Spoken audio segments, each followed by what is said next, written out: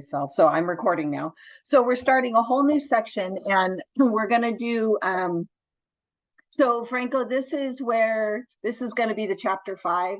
So definitely, make sure that if you're tutoring someone, that you tutor the same way that I'm teaching it, because it's very specific as far as graphing. So it's very heavy in graphing. So we're going to do one section today in 4.1, which is just solving systems of linear equations. And then we're going to review how to graph a line. And then we on Thursday, we'll jump into chapter 5. In chapter 5, we do 3 sections in chapter 5. And one leads to the other, So if you don't understand today's assignment and don't pay close attention to how to do it, it's going to affect you in the next section. So you have to really understand each section, because it kind of all comes into play in 5.3. So make sure that you're really paying attention. And it's, like I said, it's very graph oriented. So today we won't do very many graphs, but definitely Thursday. So by the time you come to class Thursday, make sure that you have a couple different color pens, or a pencil and a pen. You just need different writing utensils, and you just need up to 3. That's all, just 3 different writing utensils, because you're going to be doing a lot of graphing. So you don't necessarily have to have graph paper, but it will really, really help. So in the chat, I'm going to give you, let me find it. I'm going to give you, I think I put it in the module too, but let me give you the website where you can get free graph paper. There is no reason to go and buy graph paper. It's just silly. It's super expensive.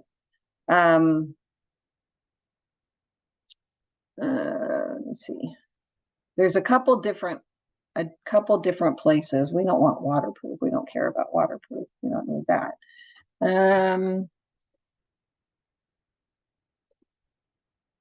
Okay, here we go. So let me copy and paste this. So like I said, graph paper helps, but it doesn't, you don't have to have it, but you have to be able to graph, and you want to be able to see what you're graphing. And it really does help to have graph paper, and it just makes it much cleaner. So that's one place. If you don't get that, then just Google free graph paper, and there's all kinds of websites that show up, so you can get your own graph paper. Okay, so make sure you have that by Thursday. That'll be super helpful. I use a whiteboard, so it's a whiteboard. I see it's all blurry. It's a whiteboard on one side, and then on the other side, there it is. On the other side, it's graph paper. So I like to use this especially when I'm helping a student or trying to figure out a problem. So it will be super helpful. But don't go out and buy anything. Just use the free graph paper, and you'll be good to go. Okay, so let me share my screen, and we'll get right into it. So again, here is our our class, Math 13-24-035. I had this up for the Jamboard, so I have a specific tab, if you will, or page for the Jamboards that we'll be using. So this is just like what we did before. You'll see all your old Jamboards there. And so we are going to use the Jamboards today at the end, as long as we don't run out of time. And you'll be able to work together in a breakout room with other people. Okay, so let's go ahead and get started. So I did want to mention to you guys, as far as the test goes, I was very pleased. I really was very pleased, and it worked great. You guys having to turn your work in right away. So this next test, we're going to do the exact same thing. So you'll already know how to do your test. But out of the 1, 2, 3, 4, 5, 6, 7, 8, 9, 10, 11, 12, 13, 14, 15, 16, 17, Out of the 22 students, we had 19 that got a C or better, which is phenomenal. I mean, you have no idea how happy that made me. I've had my first test where students have, I've gotten like 20% pass rate. So I was super pleased. So I hope you guys were ecstatic about that too, especially since this class was not exactly what you thought it was going to be. So what did I say? 19 out of 22? So we had an 86% pass rate, which is phenomenal, phenomenal. So good job. You guys all get pats on the back. So keep it up. Keep up the good work. Okay, so I'm going to share my screen. So here is what we're doing today. So this is homework 7. So this week you're going to have homework 7 and homework 8 and then quiz 6. So 2 homeworks and a quiz. Now, the first homework 7, is a combination of systems of linear equations, which is you're solving and finding a point, and then 5.1. So we are going to get into graphing today. I kind of forgot that I had combined the two. So we are going to get into graphing today, but again, you guys, you know, we'll have graph paper and you can kind of work on it as we go. Now, the one thing I need to tell you is in our schedule, our test 2 isn't until November 2nd, but I'm throwing in a take-home test because this chapter 5 section is super important. This section and chapter 3 are the 2 most important chapters in the whole class. And so I want to make sure that when, by the time we get to the second test, you've already conquered this part of the test. Okay, so you're going to have a take-home test. So I will send that to you as soon as we're done with 5.3. So it's just a real quick 2 weeks of material, and then you're going to do a take-home test. Now, the take-home test is only 4 questions. So it's going to be very painless. That's my plan. It's just a very painless test. But I really want to make sure that you are focused in and you know exactly what you're doing. Because if you don't, then we can fix it. And then when you take the real test 2, then you're going to be ready to go. Okay, so if you well, I'll just leave it there. So you're going to have a take-home test. I will, it's not on the schedule. I didn't put it on the schedule, but you are going to have a take-home test, and it's paper. It's a paper test, so it's not going to be on my math lab. Okay. All right. So we're going to get started. So 4.1 is systems of linear equations. So what that means is if you have, and I'm going to draw this for you, if you have 2 lines, and this is where having 2 different colors is really going to help, of pencils.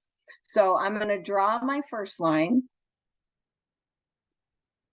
and I'm just, oh, I don't want orange because it's going to be on the same thing.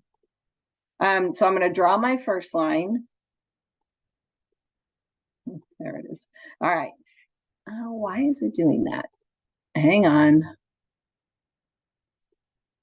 I just love this. Why? Okay, now I got it, I think. Okay. Oh my gosh, why is it doing that? All right, here we go. So if I draw this line, I have a point here and say a point here, right? And I'm going to draw this line. So remember, this is a straight line. You're going to pretend this is a straight line with me. Okay, so it's going to go clear up here. Okay, so a line is any 2 points, right? I can have any 2 points on my line. Then if I draw a second line, and I'm going to use 2 different colors. If I draw a second line through here, where these lines cross right here, this is my solution. That is where the 2 lines are equal. right? So whatever that point is, that's where the two lines are equal. And that's what we're looking for when we're doing systems of linear equations. We're literally have two different lines, and when they cross, where they cross that one particular point, and remember, the point is going to be an X and a Y, right? That's the point that is indicated right there. That's the solution for both those lines, right? So that's what we're looking for. So there's two ways to do this. I'm going to show you substitution because you may see it and you may have to do it, but for 90% of the time, we're going to use elimination. So substitution is you literally substitute one thing for another. So in this case, you have y equals 2x plus 1, right? So what that's saying is I can take out this y and I can plug in the 2x plus 1. So I'm literally just substituting. I'm taking out this y and I'm plugging in this y. Okay, it's a substitution. And then I just have a straight equation. So 3x and 2x is 5x plus 1 equals 11. And so now I'm back to a two-step equation. So I'm going to solve for the x. So I get 5x equals 10, and then divide by 5. So I get x equals 2. That is only half of my answer. All right, because we are dealing with two equations, two unknowns, right? I have an x and a y. So with substitution, as soon as you get one of the variables, now I can plug this variable back into this equation because it's already set to y equals. Okay, so I know what x is. So 2 times x plus 1. So 2 times 2 is 4 plus 1. So my y is 5. So my answer is the 0.25. So if I was graphing it, plus 1 or 2. So this is one of my lines. Okay, that's this line right here. And then my other line is going to cross, and it's going to cross right at this 0.25. So if this is 2 and this is 5, you can see my other line, and I don't know exactly what that line is going to look like, but my other line is going to cross right at that point. So this is the solution that will make both of these true. So let me show you what I mean by that. So let's see if this first one is true, which we already know it is, right? So we have 5 on this side and we have 5 on this side. So 5 does equal 5. This is a true statement. So this point does make this first equation true. So now let's try the second point.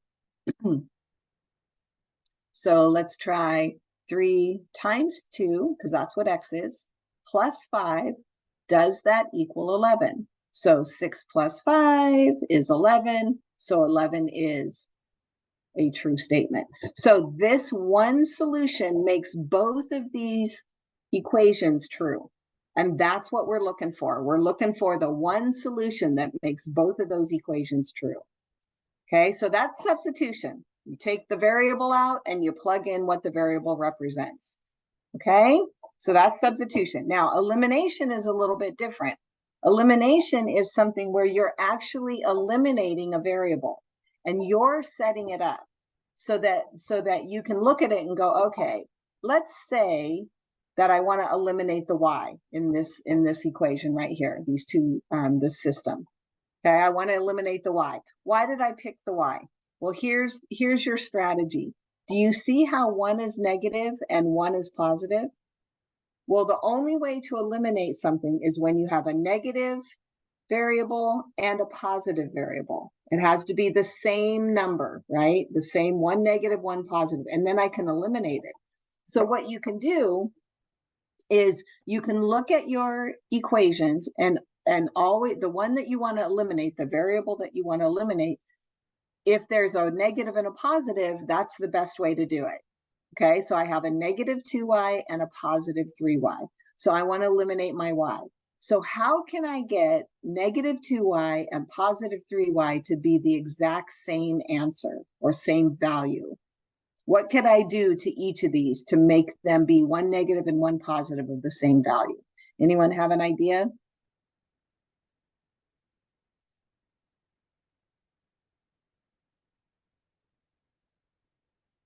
Okay, so think of it this way. If I come into a classroom and I hand everybody $5, right? That means everybody has the exact same value, right? All I've done is I've added 5 to everybody. Well, I can do the same thing with each of these equations.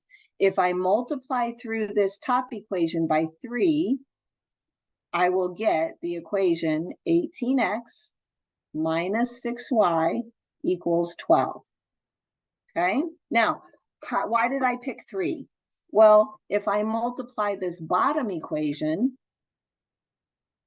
by 2, I'm going to get 10x plus 6y equals 16. Do you see how I multiplied everything through by 3? So I haven't changed the value of the equation. It's still the exact same equation. It just looks different. When I multiplied 2 through everything, again, I haven't changed the value of it. I just changed how it looks. So this is that idea of there's a person named Robert that can be called Bob, that can be called Rob, can be called Bert. It's the same person. It's just a different name for it. So exact same thing. This is the exact same functions, just a different name for it. And now I can eliminate my negative 6y and positive 6y, because what I'm doing, and we're going to get lots of practice of this, what I'm doing is I am adding these two equations. Okay, so you can multiply each equation through by anything you want so that you can get a negative and a positive of the same value. Okay, so any questions so far? And it's your choice. You decide what you want to do. The way I think it through is I know I have a negative 2 and a positive 3. Well, if I just multiply these two, I get 6. So that's why I chose 3 through the top and 2 through the bottom. Okay, so now I'm going to add. So I get 28x equals 28. Okay, I've eliminated the y. So now I'm at a one-step equation. So I get x equals 1. Okay, so now I know what my x is. Remember, you always have to have an x and a y. Your answers will always be an x and a y. So now that I know what my x is, now I can plug it back into either of the originals. Always go back to the original, because if you made a mistake when you multiplied through, the mistake is going to carry when you try to plug it back in. So I always go back to either original. It does not matter which one I use. I'll show you. So I can use the first one, or I can use the second one, and you're going to see I'm going to get the exact same y. So I have 6 times 1 is 6, minus 2y equals 4. Subtract 6 from both sides. Am I going too fast? No, I don't think so. Okay. All right. Stop me if I am. In my face-to-face class, I have to learn to slow down because I go really fast. Okay, so I get y equals 1. Now, let's see if we get y equals 1 on this side. So I'm going to subtract 5, and I get 3y equals 3. Divide by 3, so I get y equals 1. So it does not matter which equation you use. You don't have to do both. But if you want to check, do both.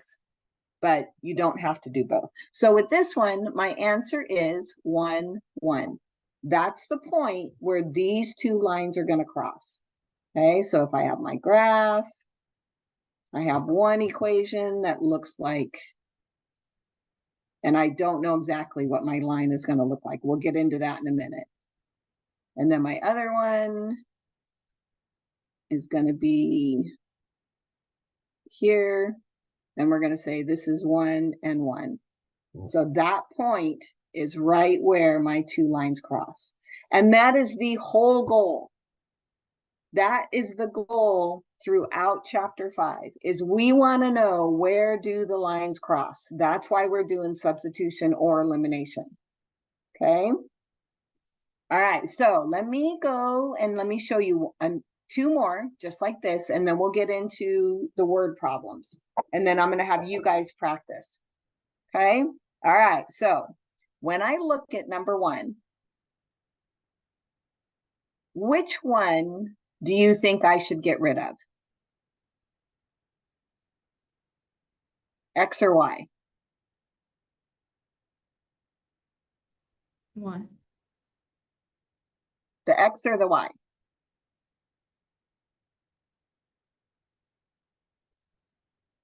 Okay, Santiago says the Y. So Santiago, can you tell me why you picked the Y? It's right, it's fine. You can pick either one, but why did you pick Y? What did you see that I'm gonna get rid of the Y?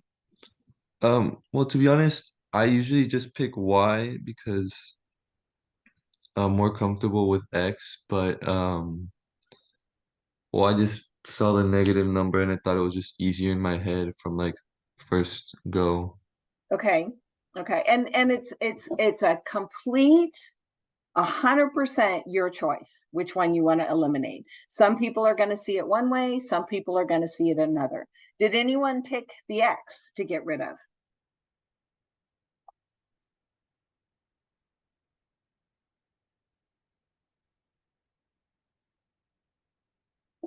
Remember, you have to be engaged. Someone give me an answer.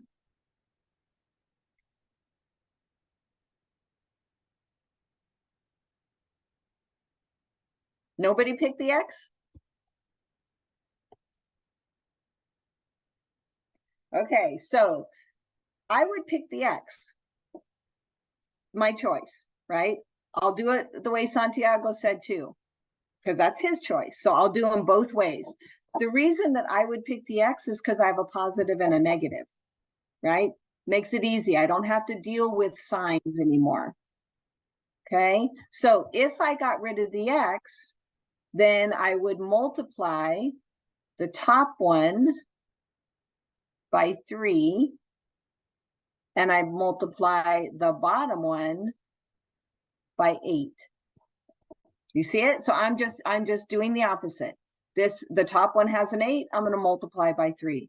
The bottom one has a -3, I'm going to multiply by 8. Notice I'm not dealing with the signs. I'm just dealing with the numbers themselves. Okay, so then when I push that 3 through at the top, I get 3 times 8 is 24x plus 3y equals a negative, I can't remember what that is, 16 times 3. It's 48, negative 48. Okay, when I push the 8 through, I get negative 24x plus 8y equals a negative 40. Okay, so then when I add these two, and remember, you're always adding these two, because a positive plus a negative, there's my elimination. 3y plus 8y is 11y, and negative 48 minus 40 is a negative 88. So I divide both sides by 11, and I get y equals negative 8. Okay, then I'm going to plug that back into either one. I'll just pick the top one. So 8x plus, minus 8, because it's a negative 8. So minus 8 equals negative 16. So I'm going to add 8 to both sides. So I get 8x equals negative 8. So x equals negative 1, because I'm dividing both sides by 8. Okay, so my answer is negative 1, negative 8. That's the point where these two lines cross. Okay, so now let's try it Santiago's way. So Santiago, what would you have to do to get rid of the y? Well, just insert it into the top equation. Well, I mean, obviously move it across, like add the 3x to both side to the other side. Okay, so you're talking substitution, right? You're going to Yeah. solve for y and then and do substitution. So what I want you to do is get real comfortable with elimination. The substitution works every time, but this works faster once you get used to it. Okay, so in this Okay. case, if we're gonna do elimination, I want one of my y's to be negative. So I'm just going to multiply by -1. So what that does is I end up with negative 8x minus y equals a positive 16. Okay, now I can add. So my y's go away. I end up with negative 11x equals 11. So my x equals -1. Look at there, it's the exact same thing. And then I'm going to plug it back into either of the originals. So 8 times -1 plus y equals -16. So I'm going to add 8 to both sides, and I get y equals -8. So either way, it doesn't matter which one you eliminate. Either way, you're going to get -1, -8. And it works every single time. You just have to be real careful with your negatives. Don't ever throw a negative through and forget. I've seen this where they do -1 times 8x, -1 times y, and then they forget to push that negative through the -16. So just make sure when you push this through that it goes to every single term. Otherwise, it's no longer equal. Remember, an equal or an equation that's a balance, right? If I add something to this side, but not to this side, now it's unbalanced. And it's like that teeter-totter thing where I would always get stuck up in the air because the big fatties are keeping me up in the air. Okay, so make sure that you always do whatever you're going to push it through the whole thing. So Santiago, does that make sense to you? Yeah, it makes sense. I'll just like automatically do substitution when I see those problems, but I will try to do elimination. Yeah, just try it, and what you can do is you can do substitution and then try elimination and see if you get the same answer, because you should always get the same answer. Okay, good Okay. idea. Yeah, and the elimination is going to work better. This particular equation, it would be easy to do substitution, right? Because you could bring the 8x over and you get y equals -16 minus 8x, and then you can substitute. But what about number 2? Number 2 is a little different, right? Number 2 is going to require a lot more work for you to do Well, I substitution. mean, just divided by 2, I guess, but you'd have a fraction, so. Exactly. So that's where solving by substitution can be, excuse me, a little bit tricky because you're going to end up with fractions. And most people don't like fractions. Okay. All right. So number 2, tell me which one you want to get rid of. The x or the y?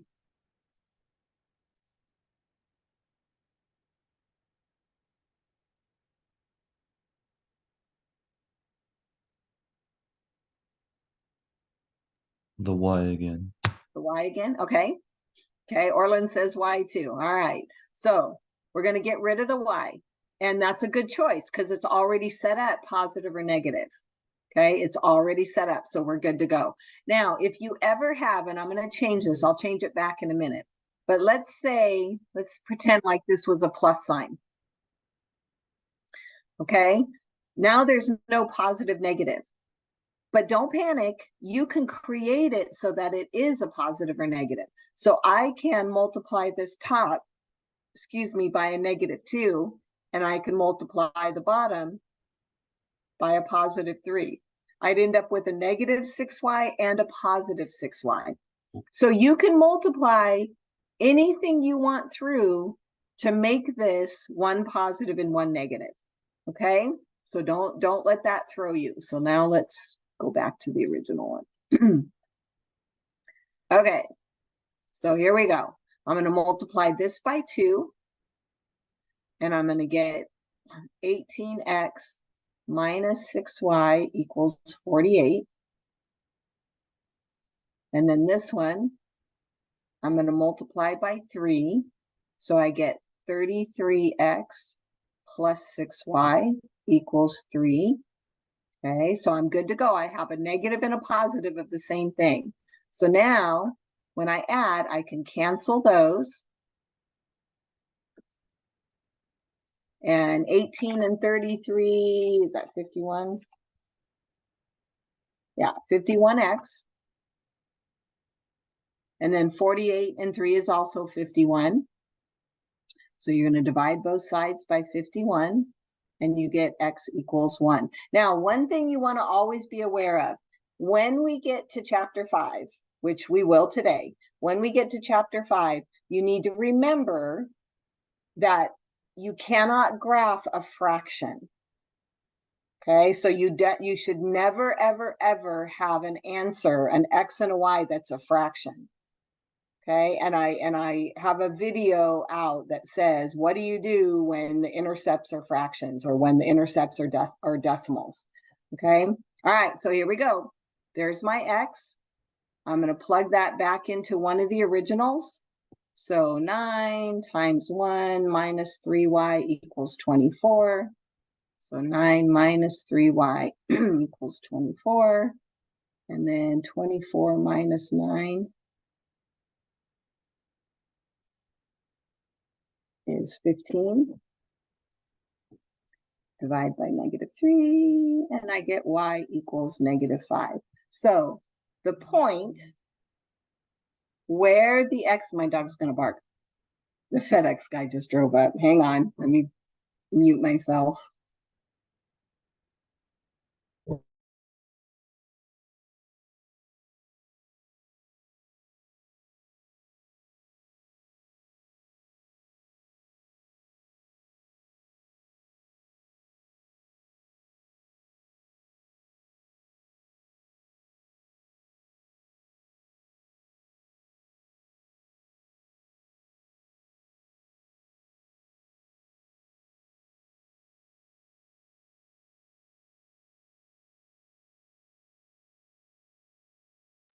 She's like the toughest dog in the whole world, she thinks. Okay, so what I'm doing is I'm drawing my graph. And again, I don't know where my lines are. I'm just drawing 2 lines. Where they meet is right here at the point 1, -5. And again, that's the goal. We're looking for what's the one place where these lines are going to cross. Every time, that's what we're looking for. Okay? So any questions so far? Because I want to give you a chance to practice this, and then we'll come back and do the word problems, because the word problems are going to require you to kind of look through some stuff. All right, so what we're going to do, and I'm going to let you choose which room you go to. Actually, I'm going to do it random. So we're going to do 4 rooms. So make sure on your computer that you have the Jamboard for your room. And we have 2 questions that you're going to do. And I want you to do elimination, not substitution. So only elimination. The first one, you're going to find a point. Okay, you're going to find the x and the y. The second one, I threw in a curveball. All right, so I want you to trust the process and then see if you can figure out what that curveball is. Okay, on the second one. So let me stop my share.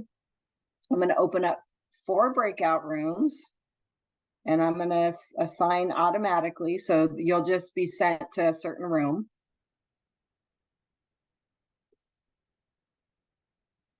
So there'll be 4 or 5 of you in each room. All right.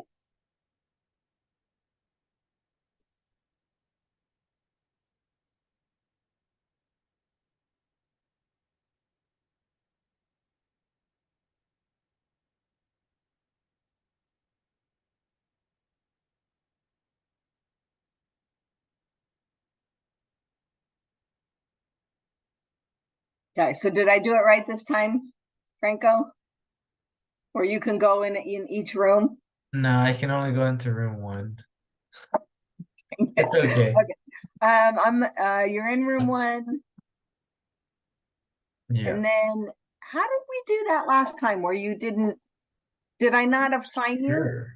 I think maybe you didn't assign me. I Okay, just know like because it was only like the first time I was assigned to a room. The second time I could go through any of them, and then it's just been that way this whole time. yeah, So I'm okay, not so next entirely time I sure. won't assign you. I'll take you off the list so then you can move from room to room. So go to your first room and then I'll move you to room 2 when you're ready. Okay. Okay. Or Yes. or just leave the room and then I'll know that you're back. And then I'll Oh, put you in the separate room. okay. Sounds like a plan. Thank you. Uh-huh. Okay, so we're recording again. So the graphing is going to be super important. All of chapter 5 is all based on graphing. So I wanted to just kind of review one more time the intercept method of graphing. So remember, there was 2 different techniques for graphing, and it is not that one is better than the other. It's just that one works really well when you, excuse me, have your have your equation y equals mx plus b. All right, that's the slope intercept method. The way we're going to graph is using the standard method, or that when your equation of a line is in standard form. So as a reminder, standard form, I'll write it up here. Standard form is always in the form. So this is called standard form. And this is how 99.9% of the equations that you're going to see in chapter 5 is in standard form. So standard form is in ax plus by equals c. So remember the a, the b, and the c.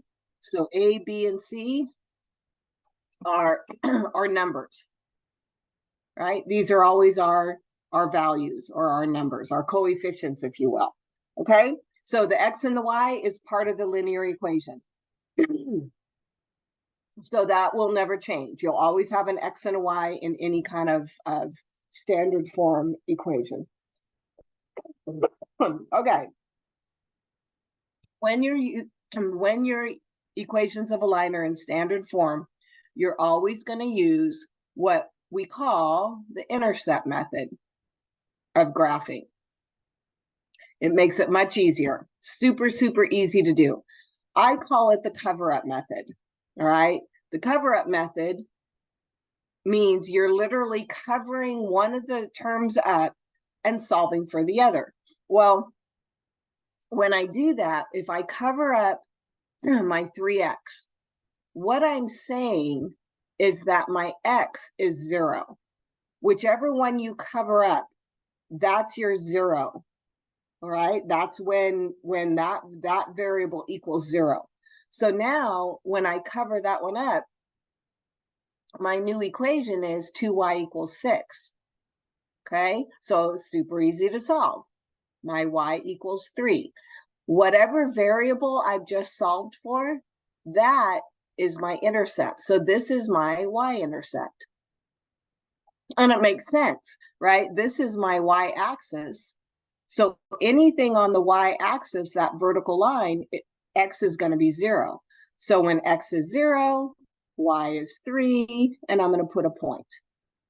Okay, now, up until this point, we are not using the MyMathLab tool yet, the graphing tool. I will walk you through that. I'll show you that today so you can get started. But I want you to do everything on paper first before you ever pick up the tool in MyMathLab. That's going to be super, super important, because when you turn in your work for your test, you have to turn in your graphs. And I cannot tell you how many points people have missed because they didn't show me the graph on their paper. So this is the graphing is what we are calling linear programming, the geometric method. So everything's a graph. It's more graph-based than it is algebra-based. Okay, so it's a visual, so we want to see it as a picture. All right, so cover up the x term, I solve for y. Now I'm going to cover up the y term. So now my y is 0. Okay, so now I have 0 for y. And I can do 3x equals 6, solve for x, so I get x equals 2. Again, this is my x-intercept. And there's no guesswork, right? The variable tells you what intercept it is. The x, oops, sorry, not 3. The x is 2. The y is 3. So my y-intercept is at 0, 3. My x-intercept is at 2, 0. Okay, and there's my line. It goes through, a line is through any, oh, please don't do that. Any 2 points. Okay, so any 2 points, that creates a line. So all I need is an x-intercept here, and a y-intercept. Those are the 2 points. There's my graph. Okay, so this is the cover-up method. You literally cover one of them up, solve, whichever variable you solve for, that's your intercept. Okay, cover up the other one, solve, whatever variable you solved for, that's your intercept. And this works beautifully, especially when, when your intercepts are exact. And again, you're going to find one in 5.2, you're going to have a question where it's not exact, and I'll show you on Thursday what to do with that. Okay? All right, so here we go. Cover up, I'll do it in yellow. Cover up the x term. That means my x is 0. So I have negative 4y equals 100. Divide both sides by negative 4, and I get x equals negative 25. I'm sorry, y equals negative 25, excuse me. So y is what I solve for. That's my y-intercept. This is my y-intercept. So when x is 0, my y is somewhere down here. I'm going to call this negative 25. Okay? Now I'm going to do the exact same thing. I'm going to use a different color. I'm going to cover up my x term. Nope, I just did that. I'm going to cover up my y term. And I end up with 25x equals 100. Okay, so the reason why I covered up the y is because my y is 0. So now divide both sides by 25 and I get x equals 4. So my x-intercept is at 4. So I come over here, I'm going to do it about here. Okay, so 0, negative 25 is my y-intercept. 4, 0 is my x-intercept. And my line goes through those 2 points. And you're going to pretend with me. I don't like that. We'll just draw it. Because my lines are so much better than the straight lines. Okay, and notice it keeps going forever, right? That doesn't change. The lines just keep going forever. Okay. All right. Now we have 2 equations, right? We have 2 equations. How many lines do you think we're going to have on this 2 equations?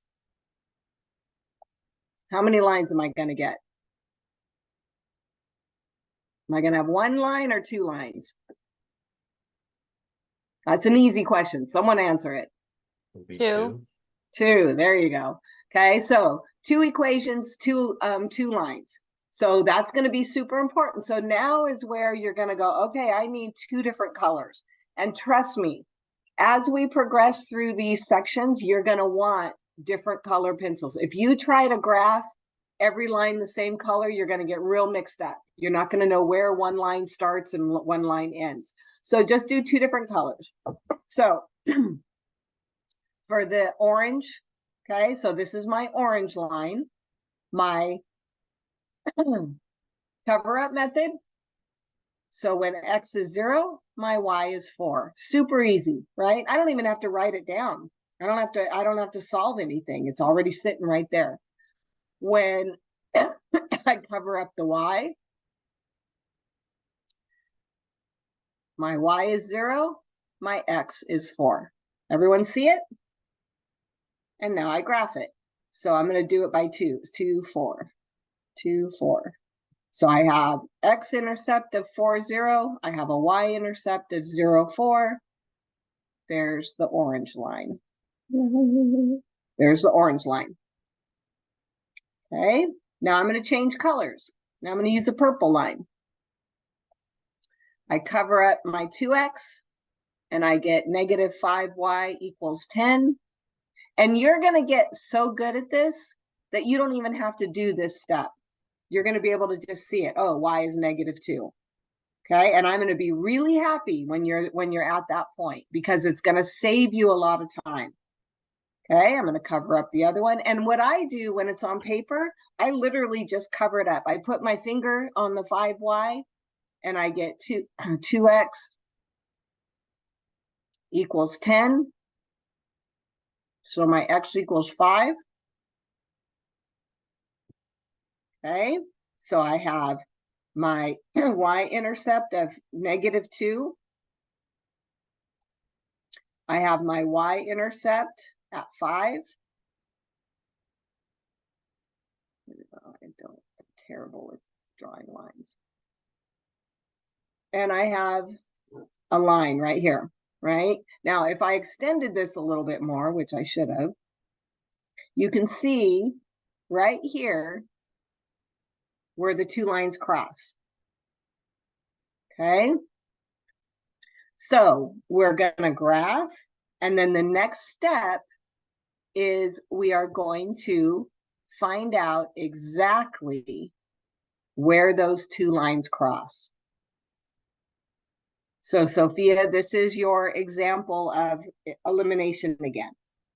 Okay, so again, the system of equations, elimination tells me where these two lines cross. That's what we're finding.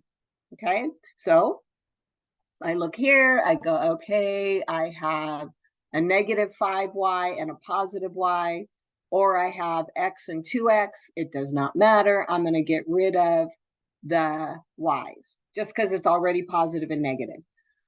So when I push that through, I get 5x plus 5y equals 20. Don't forget, you're multiplying by every single term. And then my purple line hasn't changed. So remember, you're adding these two.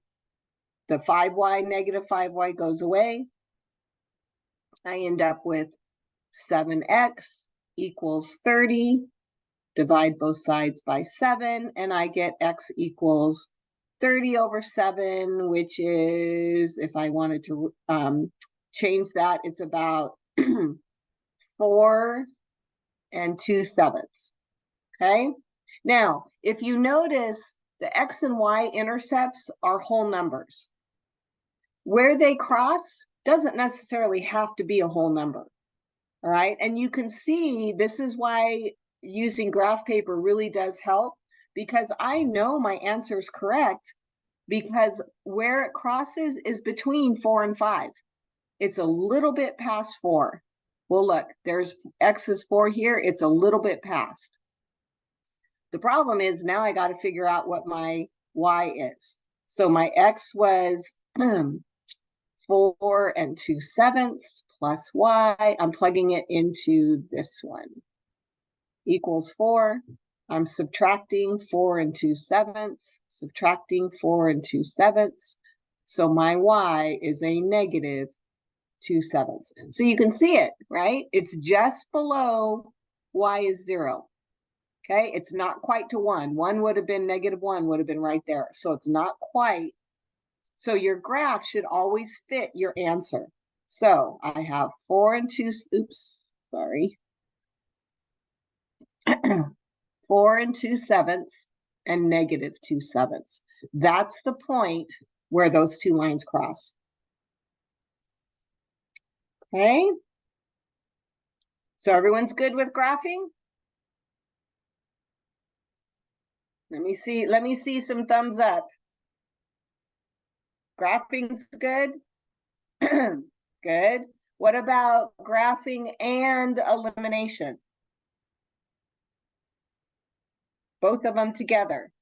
Very good. Okay. All right. So now we're going to kind of take a step back, not on purpose, but just to show you where the application is for this. Okay. The application's pretty straightforward. Applications are always word problems, right? So you have a small plant manufacturers riding lawnmowers. The plant has fixed costs of $36,000 a day and variable costs of $1,500 per unit.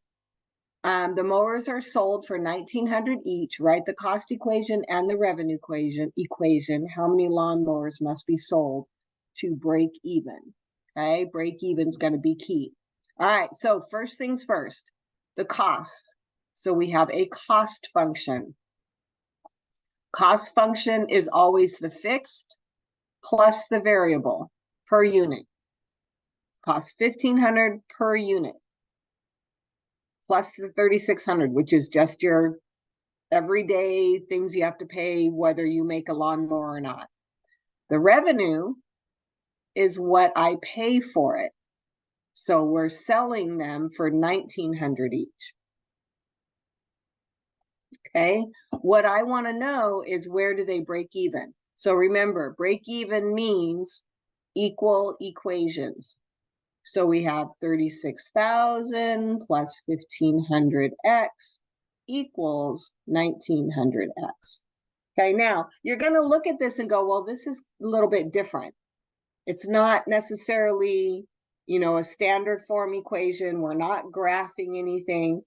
But what we are doing is we're finding where are these two things equal, right? Where do they equal each other? Where do the lines cross?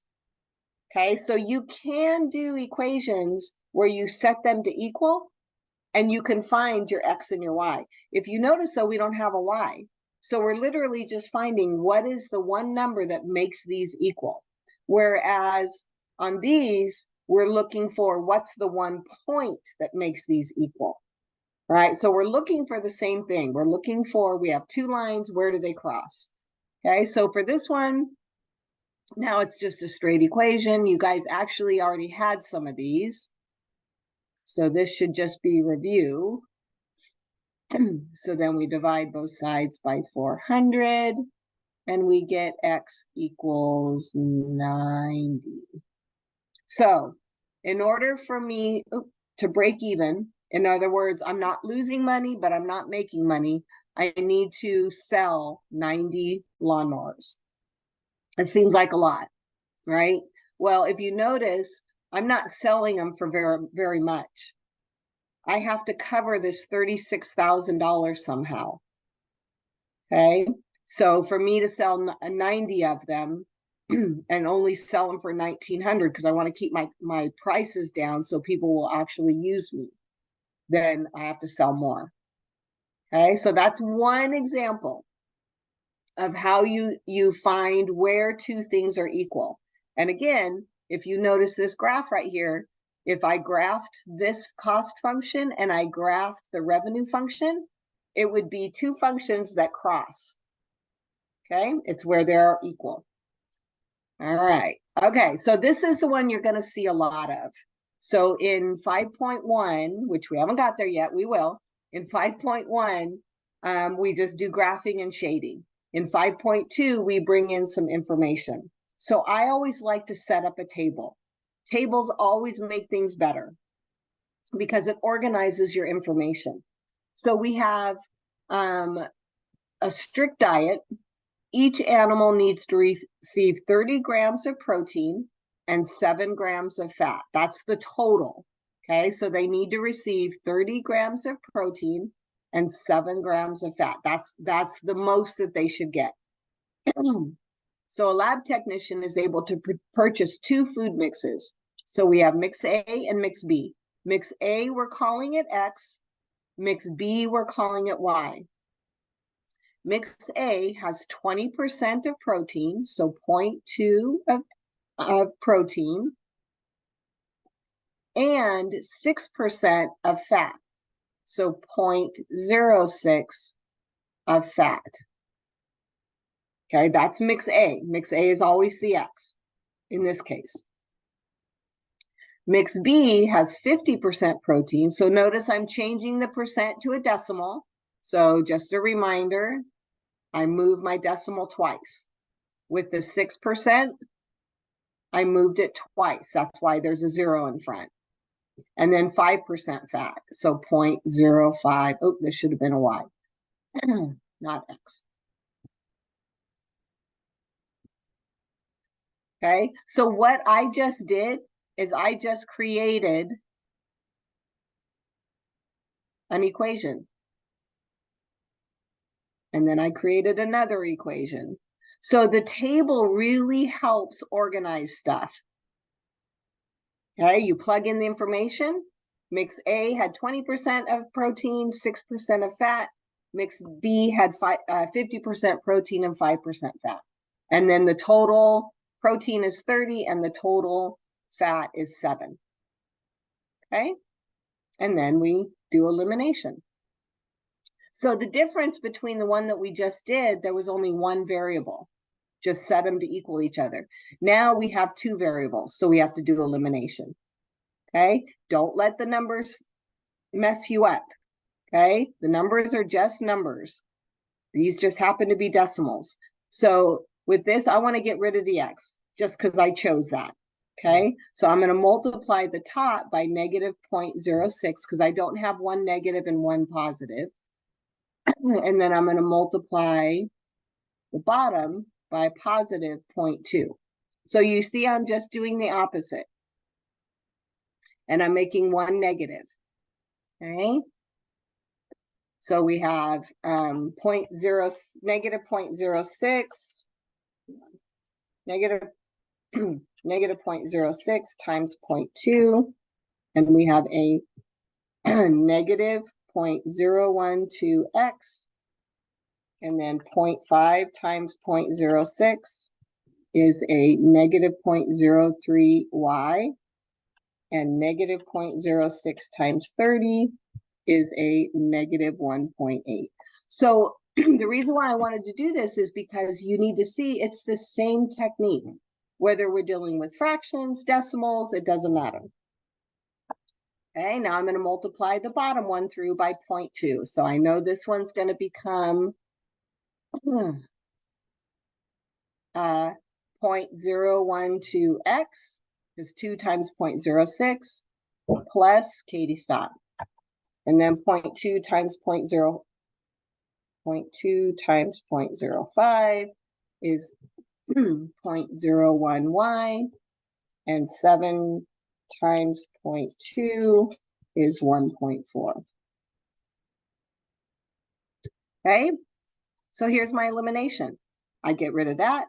Negative 0.03y, positive 0.01y, so I have a negative 0.02y, negative 1.8, and a positive 0.4 gives me a negative 0.4.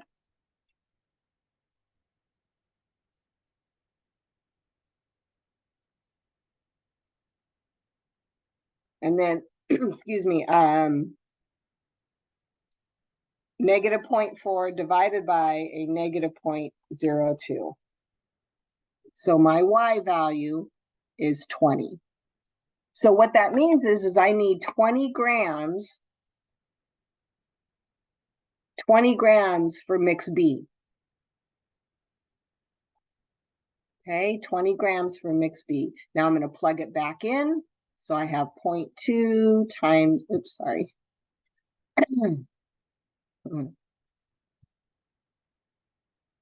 So 0.2x plus 0.5 times 20 equals 30. So now I'm going to figure out how much do I need for my x. So 0.5 times 20 is 10. And now I just solve for x.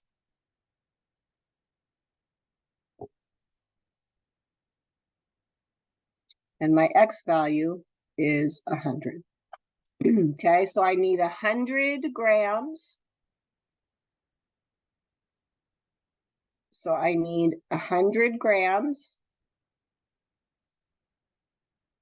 of mix A, and I need 20 grams of mix B. Okay, but again, we're taking the information out of the chart, and you're going to see a lot of this. So don't panic if you're not quite catching it on this one. You will.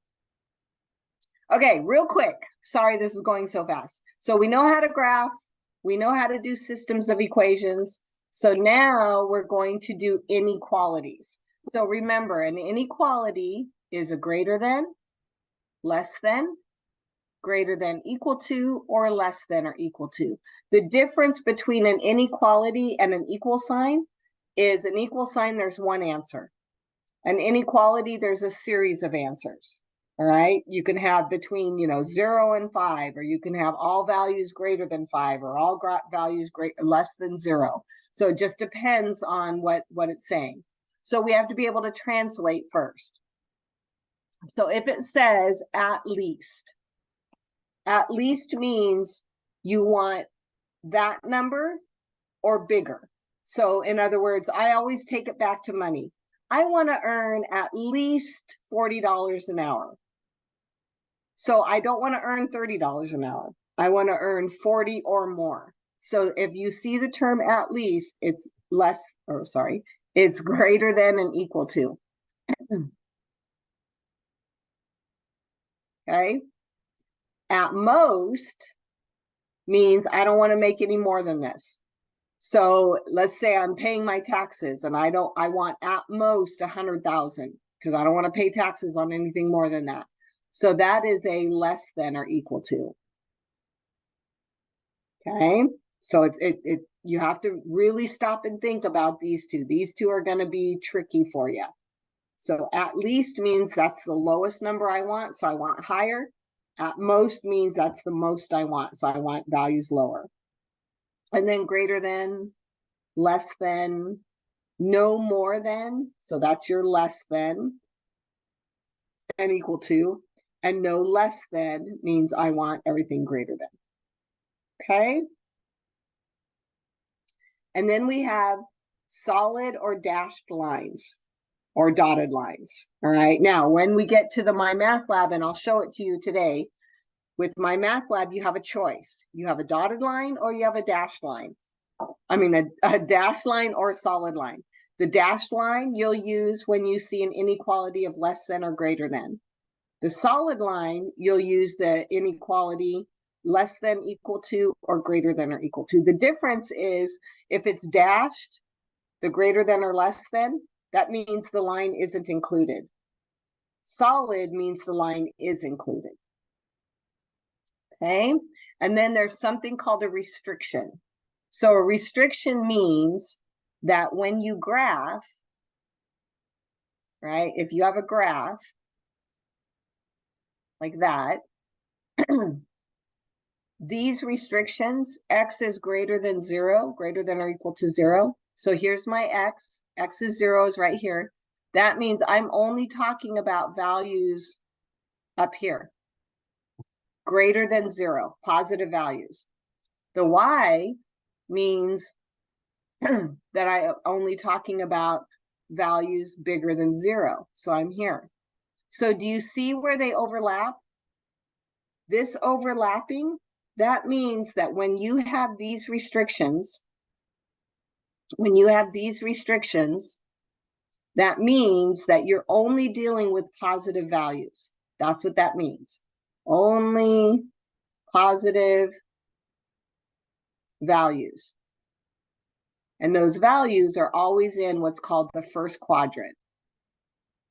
Right? This is the Cartesian coordinate system. First quadrant is X is positive, Y is positive. Okay? So you only deal with these restrictions when you actually see them. If they are not there in the equation, then don't graph them. Okay? You only graph them when they're in the equation itself. Okay, The next thing is the test point. The test point is how you shade. And I'm going to show this to you. Okay, I'm going to actually do one on my math lab. So the test point is how you shade. The inequalities tell me, okay, which way am I going to shade? So if I have an inequality and I have a graph, okay, if you get a true statement, so remember 0, 0 sits right here, right? This is where 0, 0 sits. That is the test point. So if I have a line, let's say I have a line out here, okay? If I have a true statement, like 0 is less than 5, that's a true statement, right? Well, what that means is I'm going to shade on the side of the line where my 0, 0 sits. This is all going to make sense in a minute. That's all. I'm going to put it all together. Okay. If I have a false statement like 0 is greater than 10, that's a false statement. That means I'm going to shade away from the 0, 0. In other words, I'm not going to shade where 0, 0 is if it's false. Okay. If it's true, I'm going to shade where the 0, 0 sits. So it depends. So I never like to say above or below. What I want you to identify is where's the 0, 0. If it's a true statement, then that means I'm going to shade where the 0, 0 sits. If it's false, I'm going to shade on the other side. Okay. All right. So let me show you exactly what this looks like, and then I'm going to show you. And I know I'm running out of time, and I'm really sorry. We'll pick this up again on Wednesday, so don't feel like you have to have everything today. But I wanted to at least give you one example. Okay, so remember we did the cover-up method, right? We covered up that. We get our y is 2. Okay, then I cover up the other one. And I get our x is 3. These are our intercepts, right? So I have 0, 2. I have 3, 0. Here's my line. And it goes through those 2 points. Okay, so now how do I graph it? Well, first thing to notice is it's going to be a solid line because it's less than and equal to. I find my intercepts, which I just did. I plotted, these are my steps right here. I plotted my points and I drew my line. And now this is where the test point comes in. If x is 0 and y is 0, all of this dumps to 0. This is why you use 0, 0. This side just dumps out to 0. So I get 0 is less than or equal to 6. This is a true statement. So I am going to shade on the side of the line where the 0, 0 sits. Because remember, the 0, 0 sits right there. So these, where the yellow shading is, all of this is all the solutions, right? Your line's going to go on and on and on forever. So where the shading is, that is every point in here will make this statement true. Every single one. Okay, so all of these are now the solution. Okay, so let me show you real quick, and then I promise I'll be done. Let me show you. Do I have Pearson open? Yes. Come on. Stayed out of it too long.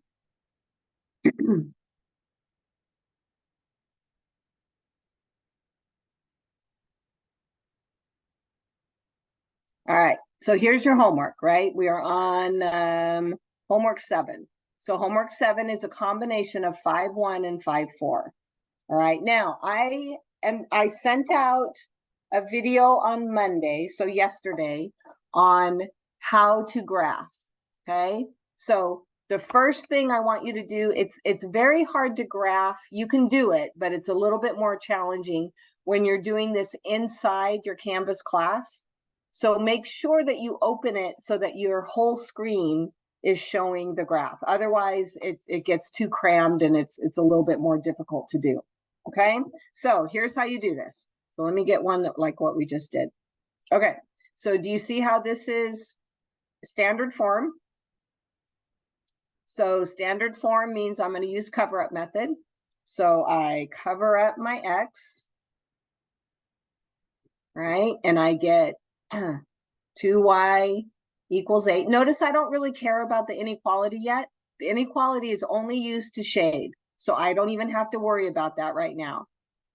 So I get my y equals 4. So my y-intercept is 0, 4. Okay. Now, I'm doing it on paper first. Always do these on paper first. And then you will go to your, then you'll go to the tool. So I'm going to do it first on paper, and then I'll show you on the tool itself. And then I cover up my y, and I get 4x equals 8, so x equals 2. Okay, on paper. So pretend like I'm doing this on paper. I have 0, 4, 2, 0. Don't mix them up. Make sure you know which one is the x and which one is the y. And I graph, and I know it is a solid line because I have less than and equal to. Okay, on paper, I come over here. I'm going to use my test point. 0 is less than or equal to 8. That is a true statement. So I'm going to shade where my 0, 0 sits. So I'm shading on this side of my line. Okay, so I have it on paper. Now I know what it's supposed to look like when I do this on my math lab. All right, so I'm going to clear everything. 0, 2, 2, 0, and 0, 4. All right, so your paper is there now. You're going to come here. You're going to click to enlarge graph. Here's your tool. Okay, the first thing you want to identify is here's the solid line. Here's the dashed line. And you can move this over. You just click on it and move it over. Okay, so you can still see your equation. Okay, so I know I'm going to do a solid line. If this was just less than or just greater than, I would click on the dashed line. Okay, but I know it's solid. Then you're going to come here and pick up your line tool. You're going to put a point at 0, 4. Look in the yellow. Do you see how it changes? That address changes when I move my cursor. So that tells you where your point is. Okay, it's at 0, 4. Then I'm going to come down here. My x was 2. Put a point. Notice I have a yellow line. That means it's not set. So I move my cursor and I hit it again. Now it's blue. Now it's set. If it's yellow, that means it's not going to save it. Now it's set. Okay, now to shade. Right? We said 0 is less than 8. That's a true statement. So I'm going to shade where the 0, 0 is. To shade, you pick up your can and you click once and it shades it. That's why you do this on paper first.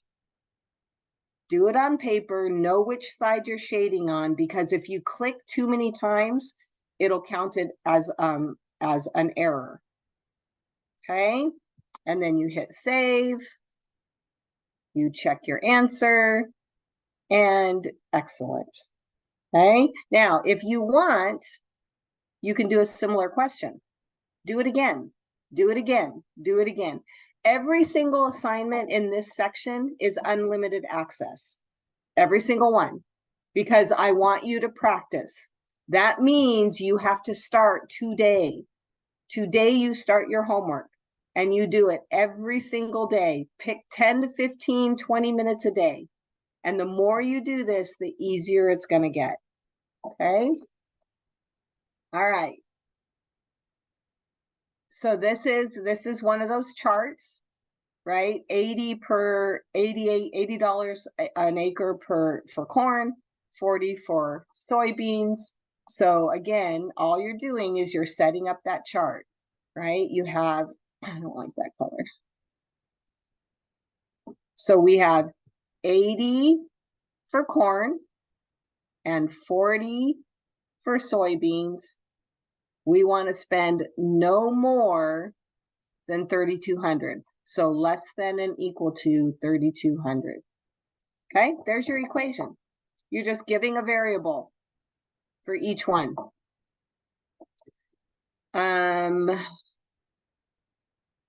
Appropriate non-negative restrictions, that's what these are. Non-negative means positive. You have to have those positive restrictions. Okay, so there you go. Make sure your symbol is the right symbol. You click here, check your answer, good to go. Okay, now you get to graph it. Right, so sometimes there's multiple parts, so now you get to graph it. So I have my equation, my inequality, excuse me.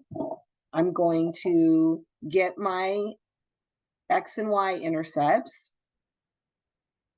So I have when X is 0, Y is 80. You see how I did that? I just did it in my head. I covered that up, 40 into 3,200. Now I'm going to cover the other one up.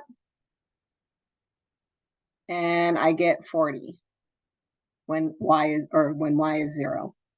Okay, let me erase this. There we have it. All right, so I'm good there. And then to test my point to know which side am I shading, I'm going to do 0 is less than or equal to 3,200. And this side will always be 0 because your X and Y is 0. So this is a true statement. So now I know I'm going to shade where the 0, 0 is, which is right there. Okay, so real quick, pick up I know where I'm shading. I know what my intercepts are. I pick up my solid tool, solid line, pick up my line tool, put a point at 080. And again, look in the yellow, make sure that your point is in the right spot. It'll tell you what the address is. And then 40, 0, again, see how it changes when I move my cursor? So I make sure it's at 40, 0. It's yellow, that means it's not set. I'm clicking again. Now, to graph your restrictions, solid line, watch. I pick up my tool, I put a point on the Y, and then I pick another point on the Y, and I make sure it's blue. The X restriction, I put a point on the X, I put another point on the X, I make sure it's blue. If you don't have restrictions, if you do not graph these first, or make sure you graph them, then your paint can will not isolate. And I know my paint can is here, my shading is here. You see how it isolated it? Where the first one we did, the shade was everywhere. Okay, so make sure that you graph your restrictions and then graph the line and then shade. Do it all on paper first. And then it's really easy to use the graphing tool. Okay. All right, I'm going to stop there. I'm really sorry I went over. Well, I'm not over yet, but I'm really sorry I went over. And we'll pick it up again. You're going to get lots of practice, but I want you to get in there and at least do 2 or 3 problems with the graphing tool. So then on Thursday, you can ask me questions. Okay? All right. Have a good night, you guys. I'll see you on Thursday. Thank you, Miss. Hope you have Bye, a good Miss. day. Have a good